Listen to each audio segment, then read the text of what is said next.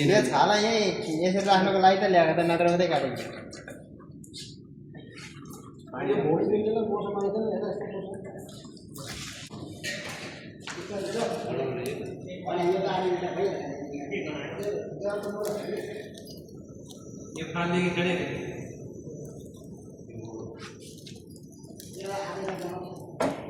यो हाम्रो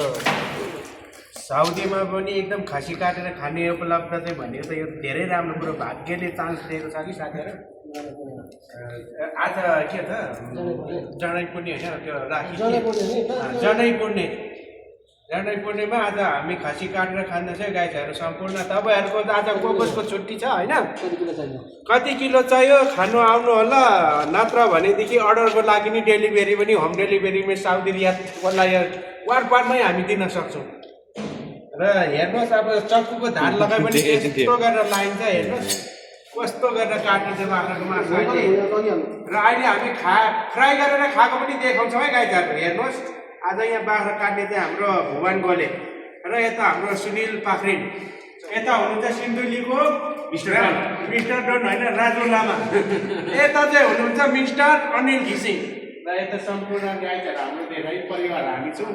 धेरैजना भेला भएर आज बाख्रा काट्ने कार्यक्रम गरिरहेको छ बाख्रा होइन खसी यहाँ हेर्नुहोस् है गाईहरू यो फेरि बाख्रा भन्नुहुन्छ होला फेरि यहाँ हाम्रो खसी गेडा पनि छ यहाँ हेर्नुहोस् यस्तो गेडा नि छ ल गाईहरू आज यहाँ चाहिँ हाम्रो मासु चाहिँ जोखिकन लिने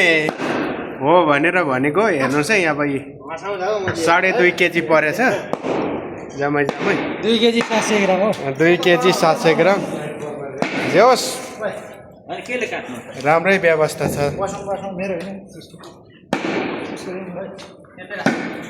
अनि यता हाम्रो साथीहरू अब मासु लिएर पनि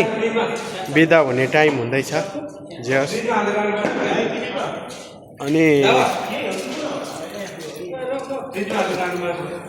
यता चाहिँ अब हाम्रो पकाएर एकदम फ्राई गरेर खाने कार्यक्रम पनि भइरहेछ गाईहरू है